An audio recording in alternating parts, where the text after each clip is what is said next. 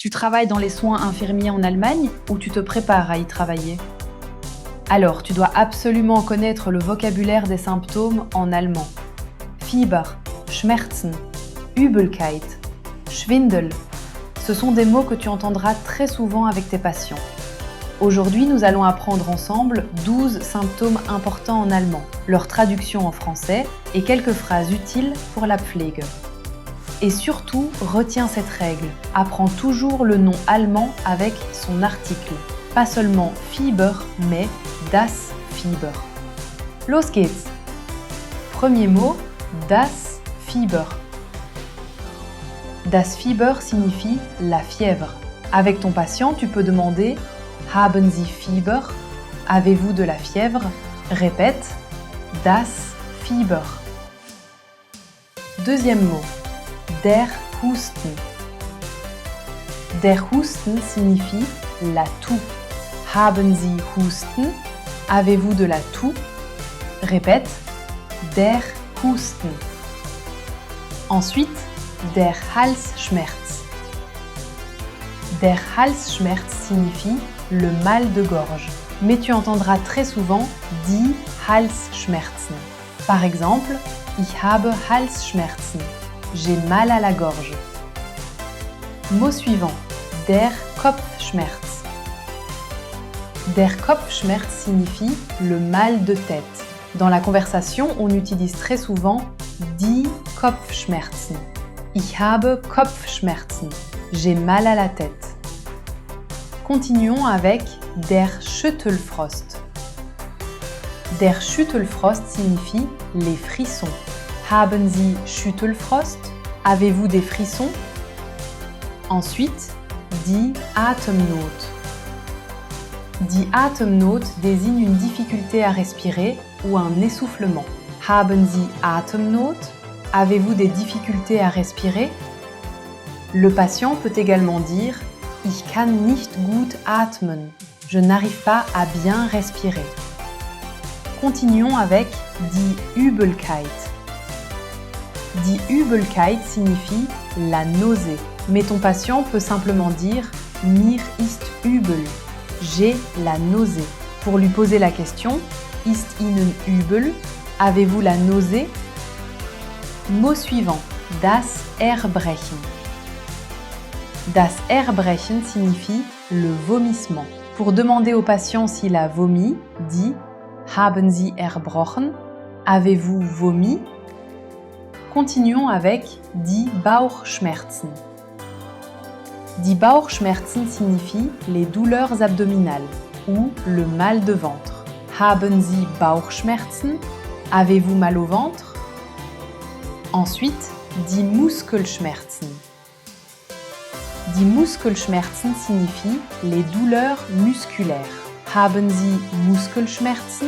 Avez-vous des douleurs musculaires? Mot suivant, das Herzrasen. Das Herzrasen décrit le fait que le cœur bat très rapidement. En français, on peut parler de palpitation ou dire que le cœur s'emballe. Un patient peut dire « Ich habe Herzrasen », j'ai des palpitations. Et enfin, der Schwindel. Der Schwindel signifie le vertige. Mais retiens surtout cette expression « Mir ist schwindelig », j'ai la tête qui tourne. Avec ton patient, ist Ihnen schwindelig? Avez-vous des vertiges? Maintenant, un mot extrêmement important dans les soins, der Schmerz. Der Schmerz signifie la douleur. Au pluriel, die Schmerzen, les douleurs. Tu retrouveras ce mot dans der Kopfschmerz, die Kopfschmerzen, die Bauchschmerzen et die Muskelschmerzen. Une question à connaître absolument pendant la Pflegerunde est Haben Sie Schmerzen? Avez-vous des douleurs? Si le patient répond oui, wo haben Sie Schmerzen? Où avez-vous mal?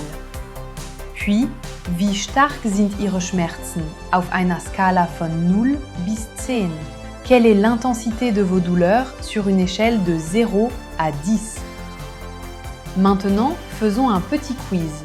Je donne le mot en français. essaie de trouver le mot allemand avec son article. La fièvre, das Fieber. La toux, der Husten. Les frissons, der Schüttelfrost. La difficulté à respirer, die Atemnot. La nausée, die Übelkeit. Le vomissement, das Erbrechen. Les douleurs abdominales, die Bauchschmerzen. Les douleurs musculaires, die Muskelschmerzen. Les palpitations, das Herzrasen. Le vertige, der Schwindel. Et les douleurs, die Schmerzen. Sehr gut! Pour terminer, retiens 3 choses.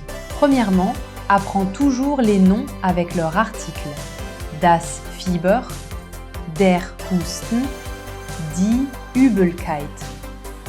Deuxièmement, apprends le vocabulaire dans des phrases que tu peux réellement utiliser. Haben Sie Schmerzen?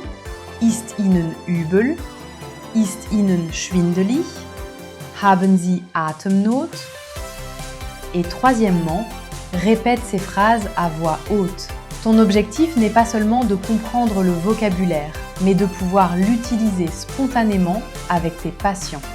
Si tu apprends l'allemand pour travailler dans les soins infirmiers en Allemagne, abonne-toi pour découvrir davantage de Pflegedeutsch expliqué simplement en français. Bis zum nächsten Mal. Tschüss und viel Erfolg beim Deutschlernen.